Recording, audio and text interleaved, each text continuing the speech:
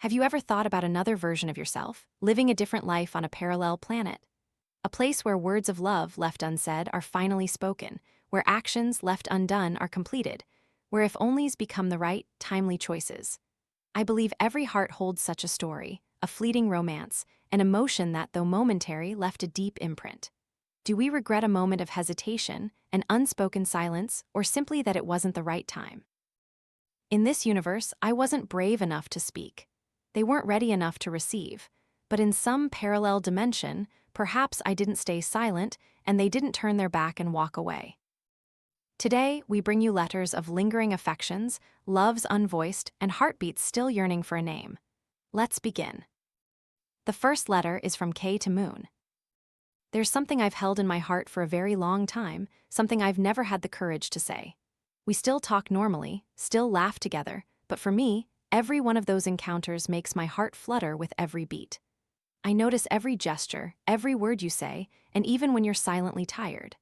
Sometimes I see you being close with other girls, and even though I know I have no right to feel sad, my heart can't help but sink. I just wish I could be close to you, as comfortable and natural as they are, but I haven't been brave enough to do it.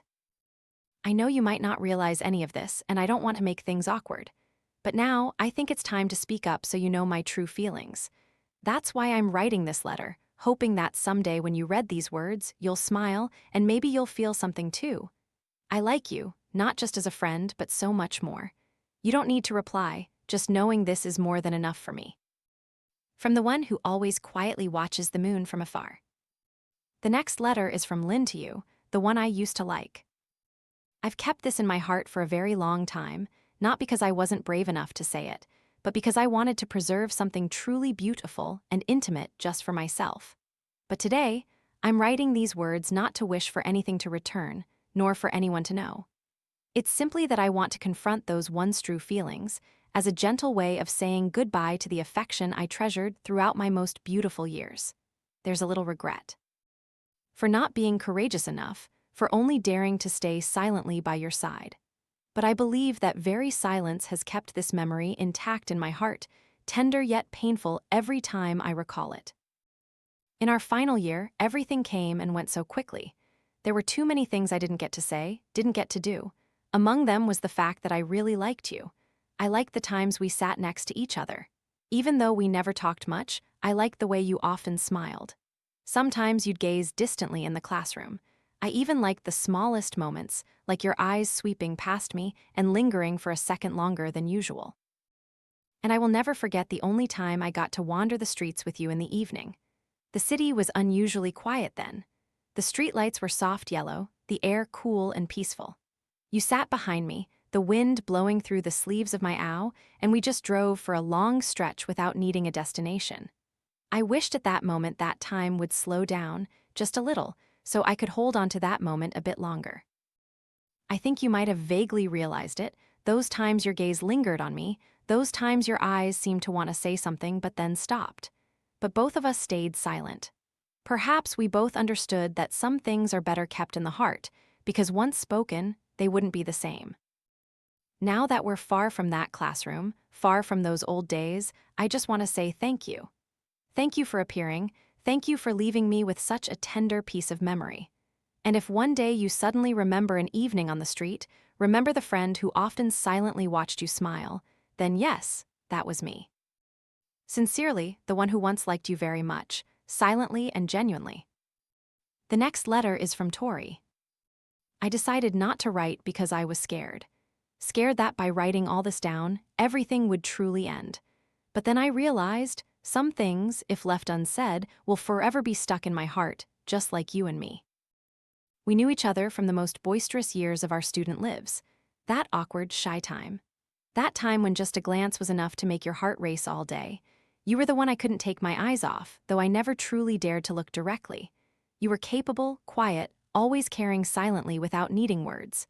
We were like two parallel lines, walking side by side, silently, yet unable to touch. I remember you often looking down at my spot in class, remember the excuse of borrowing my notebook just to strike up a conversation, remember the daily messages asking for the timetable. Even though I knew you didn't really need to ask. I also remember the carton of milk you brought me in the mornings during stressful exam periods. We were both too shy to talk much directly, but I knew something very special had blossomed between us. You once said you liked me, and I chose silence, hiding behind a dismissive remark. At that moment, I didn't fully understand my feelings for you, and I certainly wasn't brave enough to hold on to them. I thought if I refused, I could keep you. But it turned out that very statement was the rock that separated us, pushing you away from me forever.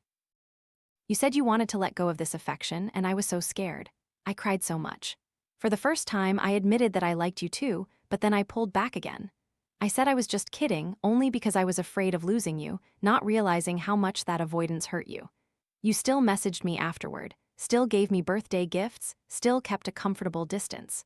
I thought we still had a chance, but then our last message was just a casual, heartbreaking remark from me. And then, eternal silence. I don't know what those 2 long messages you wrote and then deleted were, but I believe they were things you also agonizingly thought about, just like me now. Now looking at you and her, I see you smile, I see you happy, but that gaze is no longer for me. I cried so much, once hoped for some miracle to happen that you still reserved a tiny place for me in your heart. But no, everything has truly ended. Your back is the only thing I always search for in a crowd. Even without glasses, even not seeing anyone else clearly, unconsciously, I still recognize your silhouette. I once thought I could forget, but I can't. You are a part of my memory that can't be erased. I don't blame you, I only blame myself for not being brave enough to hold onto the most beautiful thing I ever had. You once called me son because of a status somewhere that said my name was written similarly to radiant and unique. It sounds silly, but I've remembered it to this day, so rest assured. Even if I don't have the chance to be with you in the future, I will still live vibrantly like the sun. The son of Tory from that year. Thank you for being my youth. Even if we can't go to the end together, the memories of you, of us, will always be the most tender thing in this heart.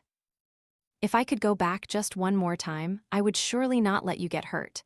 I wouldn't hesitate to tell you that I like you very much. But alas, there is no if only, right? But isn't that what youth is? There are always people who pass through, leaving something so beautiful in our hearts that it can't be replicated. Goodbye, Tory, the one who made my youth so beautiful and memorable. And goodbye to the me of those years that can never return. Someday, when you read these words, believe that I have never forgotten, it's just that it's time for me to learn to tuck you away in a gentle corner of my heart. The next letter is from Tookie. I once thought that if I just confessed, everything would change, that if I just spoke my heart, some miracle would happen. But it turns out life isn't like the stories I imagined in my head. The day I gathered all my courage to tell you I liked you, my heart was pounding so fast I thought it would burst. I didn't expect you to like me back immediately. I just hoped you would understand my feelings. But when you fell silent for a long moment and then looked at me with hesitant eyes, I knew I had lost. You rejected me very gently, but every word felt as heavy as a stone pressing on my heart. We should just be friends. You said, your voice soft but clear, as if to soothe me, but also an irreversible conclusion. I nodded, trying to smile as if it was okay, but my heart ached as if being cut. In the days that followed, everything was a mess. I still saw you, still tried to act normal, but your gaze wasn't as natural as before. Maybe you were awkward, maybe you felt guilty, but I don't blame you. I only blame myself for breaking the peace between us. At night, I lay awake wondering where I went wrong for liking you or wrong for daring to say it. But then I realized there was nothing wrong at all. Feelings cannot be forced, and the fact that I liked you, loved you, was simply what my heart wanted. Perhaps I lost a friend when I decided to confess. But I also found myself again, someone who dares to be honest with their emotions, dares to face the pain to move forward. You know, if one day you read these messages, I just want to say that I don't regret liking you. And even though there's an unnamed distance between us now, I still wish you so much happiness, and I will learn to let go, learn to remember you without my heart aching anymore. Because, after all, at least I loved a truly beautiful person with all my sincerity. The last letter is from Nola to you, from the days soon to become memories. Writing to you, this letter for the last day, the last of our youth, the last of early summer, of the days we were a part of adolescence. Tomorrow, the blackboard will be erased, the white chalk will vanish, and we will each go our separate ways, like birds lost in the blue June sky. Some things, if not said today, I fear there will never be another chance to say. 1,000 days, not long, not short, like a fiery galaxy stretching across the sky of our youth. Youth burns brightly, devastatingly so. Because the most cruel adversary is not separation, but time. I never thought time would fly by so quickly, like a gust of wind sweeping through the realm of memories, carrying away all the tenderness that seemed eternal. I once thought I would have many more days by your side, quietly watching you in the sun-drenched schoolyard. But then the ending came, the last day of a chapter called student life. I don't know how my feelings for you began. I only know they grew like wild grass after rain, silent yet intense, the tremors of adolescence like a barren field. In a summer night, no matter how much you cut or burn, it regrows, and when a strong wind blows, the wild grass covers the sky. There was something so heavy, yet so real. Every time I accidentally caught your eye, it was as if everything around me paused for a beat, allowing me to freely waver. You were the only tremor I held in my heart throughout my school years. The person I loved very much, for a long time, very deeply, but only in silence. For 2 years, your silhouette was an unsetting sun in my dreams. I didn't dare to speak because I understood that some people, no matter how much you love them, cannot walk with you to the end of the road. But today I speak, because I don't want to regret burying that love beneath the tree called youth, where, if silent, memories would turn to ash. Perhaps today we step into another chapter of life, where school feelings are just a thin sliver of sunlight at the edge of the schoolyard. But if I were given another chance to choose, I would still unhesitatingly walk this path one more time, where you were in the same class, through the most beautiful, most naive days of our 18-year-old selves. And I thought a lot before writing this sentence, yet I still want to ask. So, if one day you are no longer a classmate of mine, could you become something more than that? I don't expect any response from you. I just hope that one day, when you remember those days in white uniforms, you'll remember there was someone who silently loved you so much they wrote an entire summer sky into these trembling words. May you find peace across vast distances. My dear friends, each of us lives in our own universe, with our own choices, regrets, and incomplete stories. But what matters is that, wherever we are, genuine love always finds a way to voice itself. Cherish those by your side, seize the opportunities that arise, and let your regrets transform into motivation to be braver, to live more fully in this very universe. Because who knows? If you don't stay silent today, another beautiful story might just begin.